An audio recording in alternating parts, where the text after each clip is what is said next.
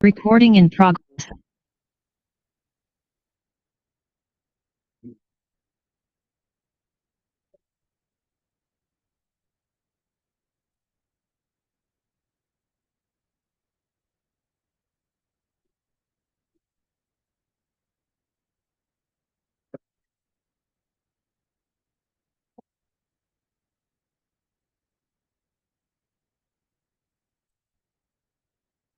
हम लोग पढ़े थे कलेक्शन फ्रेमवर्क। ठीक है। Collection framework. ओके। सिंपल सा बात है। एरे पहले हम लोग बात कर चुके हैं। एरे क्या है? एक डेटा स्ट्रक्चर है। वो मल्टीपल वैल्यूज को स्टोर करता है एक सिंगल वेरिएबल में। एरे, ठीक है। अब वो स्टोर कर रहा है मल्टीपल वैल्यूज एक सिंगल वेरिएबल में, तो वो उसका क्या करेगा? स्टोर कर रहा है तो कुछ तो करेगा वो। तो उसका वो करंट ऑपरेशन करेगा। करेक्ट ऑपरेशन मतलब क्रिएट, रीड, अपडेट, डिलीट। ठीक है। एंड तो वो जब करंट करता है तो उसमें उसको थोड़ा डिफिकल्टीज होता है। क्रिएट कर लेने के बाद, एरे ऑफ इंटीजर या स्ट्रिंग क्रिएट करने के बाद, हम लोग उस पर किसी तरह का एलिमेंट ऐड नहीं कर सकते हैं। एलिमेंट या डेटा दोनों एक ही होता है, तो हम एलिमेंट, किसी तरह का एलिमेंट हम लोग उसमें ऐड नहीं कर सकते हैं। ऐड करने से उसका जो साइज वो बढ़ जाएगा। डिलीट नहीं कर सकते हैं, नहीं तो उसका साइज फिर घट जाएगा। ठीक है। ये होगा। और वहां पर एरे का क्या लिखा हुआ है? एरे का जो साइज है वो फिक्स रहता है। जब एरे का साइज फिक्स रहता है तो हम लोग क्रिएट और डिलीट नहीं परफॉर्म कर पाएंगे। ठीक है।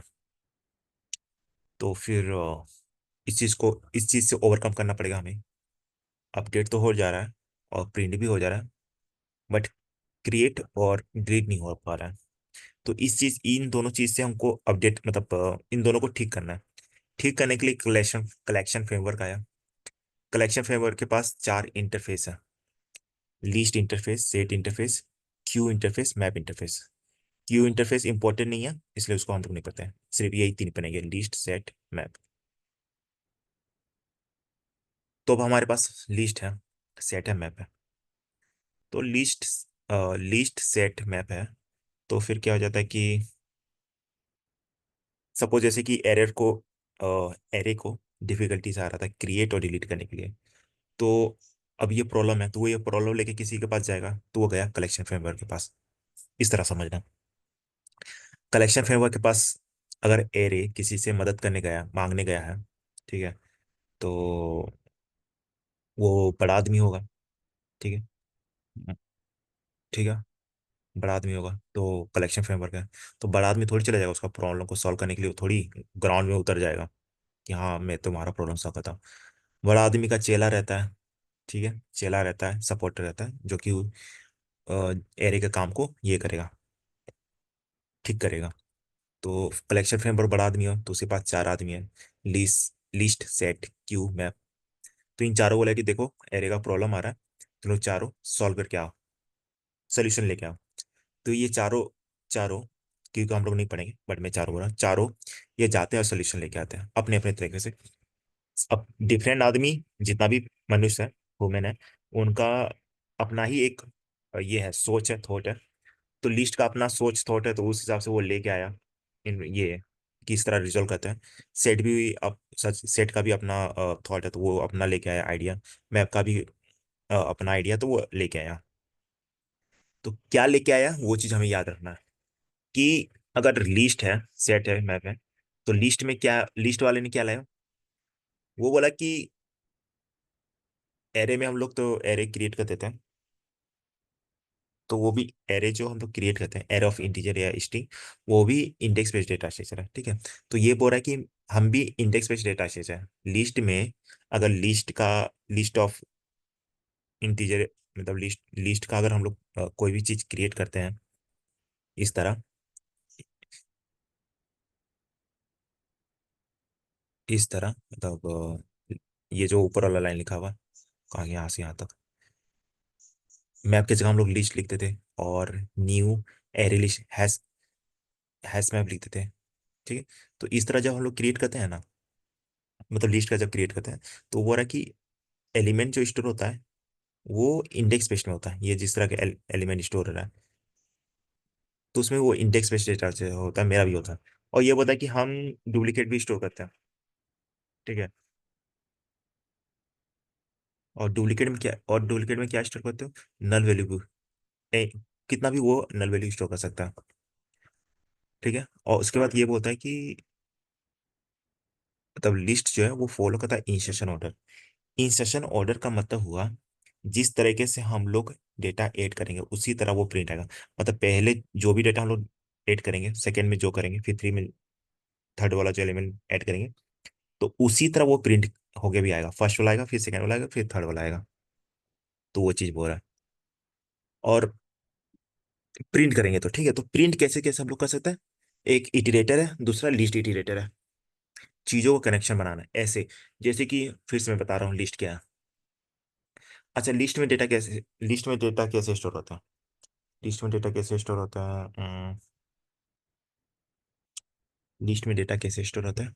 लिस्ट में डेटा जो है वो इंडेक्स बेस्ड में होता है। ठीक है। फिर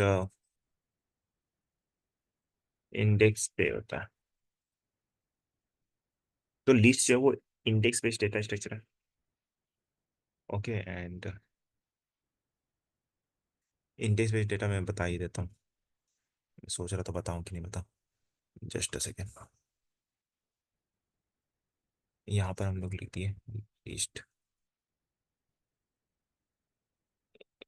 चार, list equal to new array list. ये जब हुआ लिस्ट डॉट एड,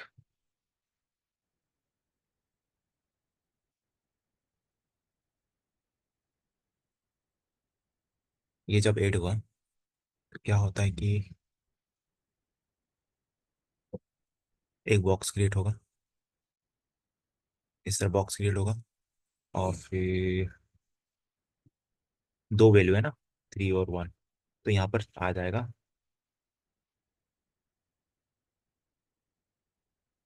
3 आ जाएगा, और ये 1। तो बोल रहा है ये लिस्ट क्या है? लिस्ट जो है वो इंडेक्स बेस्ड डेटा स्ट्रक्चर है। इंडेक्स पे बेस्ड करता है। लिस्ट जो है वो इंडेक्स पे बेस्ड करता है डेटा को स्टोर करने के लिए। क्यों, कैसे? क्योंकि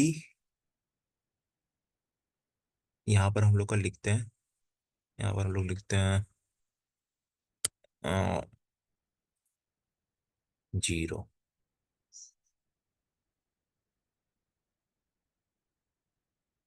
0। ये हो गया। तो इंडेक्स बेस्ड डेटा लिस्ट कैसे इंडेक्स बेस्ड डेटा स्ट्रक्चर है? पहले क्या रहता है? ये बॉक्स हो गया, फिर ये इंडेक्स हो गया 0, 1, फिर 2, 3, 4, 5, इस तरह चलते रहेगा जितना भी एलिमेंट है। तो ये 3 कहाँ स्टोर हो रहा है? 3 जो है वो 0 इंडेक्स पे स्टोर हो रहा है। ये 3 और 1 वैल्यू है। तो 1 कहाँ, 1 जो वैल्यू है वो कहाँ स्टोर हो रहा है? 1 के इंडेक्स में। ठीक है। तो वैल्यू जो है वो स्टोर हो रहा है इंडेक्स में। ठीक है। इंडेक्स पे स्टोर है। अगर इंडेक्स ये नहीं रहेगा, 0, 1 नहीं रहेगा, तो फिर ऐड नहीं हो पाएगा 3 और 1। ठीक है। तो इसका जो बेस है, वो ये जो बॉक्स है, बॉक्स का जो बेस है वो है 0 और 1। बेस बेस क्या हो गया? नीचे, नीचे का चीज। मतलब बेस हो गया, मतलब बेस, बेस हो गया लाइक, हाँ, एक मनुष्य का बेस क्या है? उसका पैर। ठीक है। जिसपे वो खड़ा है। अगर वो, अगर मनुष्य का पैर ही नहीं रहा तो वो फिर खड़ा कैसे होगा? तो उसी टाइप का ये जो बॉक्स है उसका बेस है 0, 1।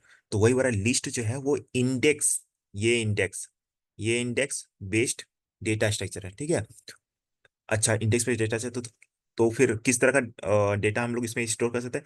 इसमें हम लोग डुप्लीकेट रख सकते हैं, विदाउट डुप्लीकेट, और डुप्लीकेट भी रख सकते हैं डेटा, कोई दिक्कत नहीं है। फिर वो रहा, अच्छा, डेटा के अलावा भी कुछ रख सकते हैं? हाँ, रख सकता है नल वैल्यू। मतलब हम लोग इसके अंदर वैल्यू, अगर सपोज हम, मुझे नहीं लिखना है वैल्यू, तो वो भी कर सकता है। एक सेकंड। सपोज यहाँ पर 3 है।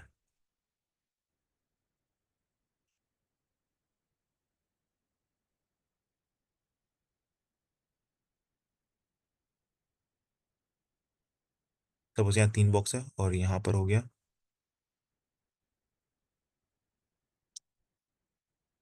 और 4।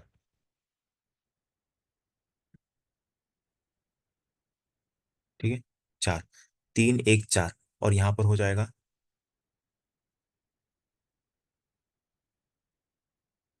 2 2। ठीक है, इंडेक्स 2।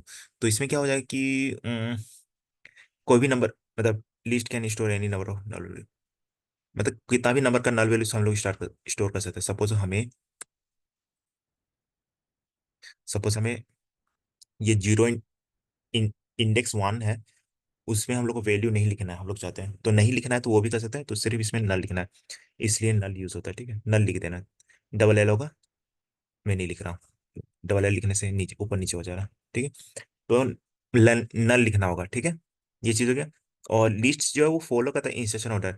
जीरो में जो स्टोर हुआ है, 1 में जो स्टोर हुआ है, 2 में जो स्टोर हुआ है, जब हम लोग इसको प्रिंट करेंगे तो वो उसी तरह प्रिंट होके भी निकलेगा, पहले 3 नल 4। ठीक है, तो हम लोग प्रिंट कितने तरीके से करते हैं, इटरेटर और लिस्ट इटरेटर। सेट में क्या है, सेट में क्या है, सेट जो है वो इंडेक्स बेस्ड डाटा नहीं है, वो डुप्लीकेट शो नहीं कर सकता है, वो एक ही नल वैल्यू शो कर सकता है। सेट जो फॉलो फॉलो नहीं करता इंस्ट्रक्शन ऑर्डर। जब हम लोग इसको प्रिंट करेंगे ना, जब 3 नल, अगर लिस्ट में हम लोग प्रिंट करते हैं तो 3 आएगा, नल आएगा, 4 आएगा। बट अगर हम लोग सेट में करेंगे तो 3 भी आ सकता है, पहले नल भी आ सकता है, 4 भी आ सकता है, कुछ भी आ सकता है, उसका कोई गारंटी नहीं, कुछ भी आ सकता है। इसलिए इंस्ट्रक्शन ऑर्डर फॉलो नहीं करता। इंस्ट्रक्शन ऑर्डर मतलब पहले 3 आएगा, नल आएगा, 4 आएगा, जो सीक्वेंस है उसी में आएगा, उसको होता है इंस्ट्रक्शन ऑर्डर। तो वही चीज इसमें लिखा हुआ है कि सेट जो वो फॉलो नहीं करता है इंस्ट्रक्शन ऑर्डर। तो और बोल रहा है तो कितने तरीके से वो प्रिंट कर सकता है, इटरेट मतलब होता है प्रिंट करना, तो कितने तरीके से होता है, एक ही इटरेटर। तो हमको हम लोग समझना, अभी ये सब चीजें याद नहीं करना है कि list is index based data structure नहीं, और सिर्फ अपने दिमाग में हिंदी में याद रखना, हिंदी में क्या याद रखना, हाँ जो लिस्ट है वो इंडेक्स बेस्ड डेटा स्ट्रक्चर है, इस तरह याद रखना है। बाद में इसको हम लोग बताएंगे कैसे याद करना है।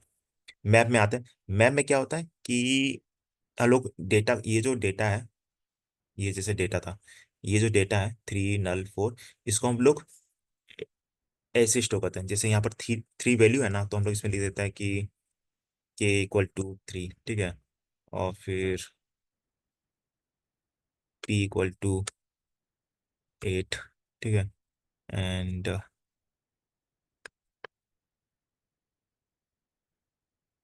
और m = फिर इसके बाद यहाँ लिख देते हैं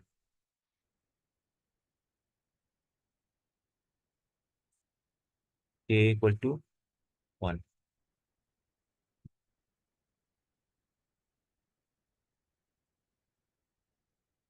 ठीक है, k = 1।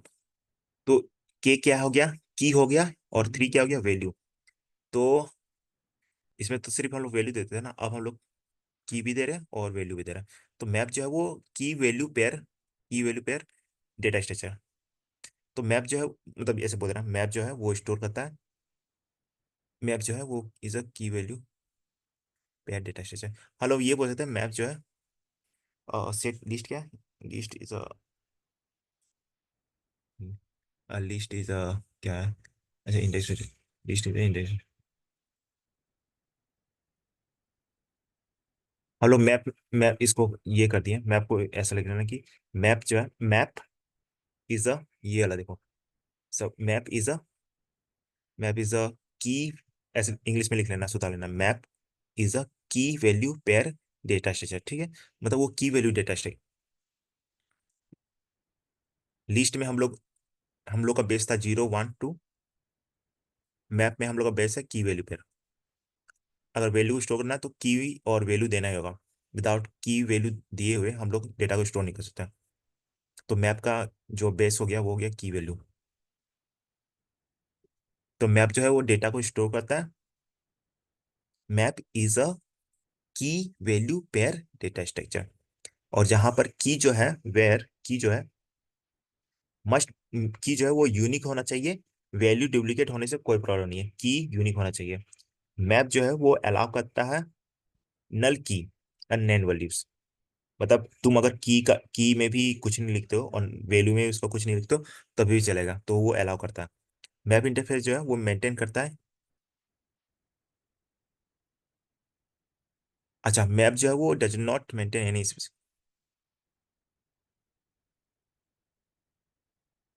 मैप में लिख देना कि मैप जो है वो मेंटेन नहीं करता है इंस्ट्रक्शन ऑर्डर। ठीक है। Does not maintain the instruction order यहाँ पर लिखा हुआ है ना। We see set does not maintain the, does not follow the instruction order. उसी तरह मैप में लिख देना map does not follows the instruction order. ठीक है, मैप में इतना ही है।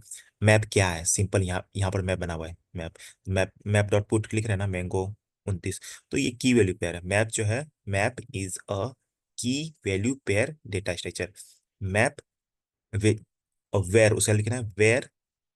यहाँ पे लिखा हुआ है वेयर की जो है must be unique value can be duplicate, हो सकता है वैल्यू जो है वो डुप्लीकेट हो सकता है। मैप जो है वो अलाउ करता है नल। मैंगो की जगह हम लोग कुछ भी नहीं लिख सकते हैं, उसके प्राइस में भी कुछ भी नहीं लिख सकते हैं। नल लिख, ठीक है, तो उसको हो गया नल। मतलब वही चीज बोल रहा है कि मैप जो है वो अलाउ करता है कि null key and null values. Map map allow null key, null की मतलब कुछ नहीं, की में कुछ नहीं लिखने से चलेगा, और वैल्यू में। और मैप जो इंटरफेस है वो मेंटेन नहीं करता इंस्ट्रक्शन ऑर्डर। अब इंस्ट्रक्शन ऑर्डर मेंटेन नहीं करता, इसका मतलब क्या हो गया कि जब हम लोग प्रिंट करेंगे तो मैंगो भी पहले आ सकता है, या ये नल आ सकता है, या ऑरेंज आ सकता है, बनाना आ सकता है। इन लोगों का सीक्वेंस का कोई गारंटी नहीं, कुछ भी आ सकता है। तो इंस्ट्रक्शन ऑर्डर कौन कौन नहीं फॉलो करता है, मैप और सेट। ठीक है। और डुप्लीकेट कौन स्टोर करता है, सिर्फ इंडेक्स। सेट ये डुप्लीकेट नहीं करता है। और मैप डुप्लीकेट वैल्यू ये करता है। ठीक है, बस इतना ही है।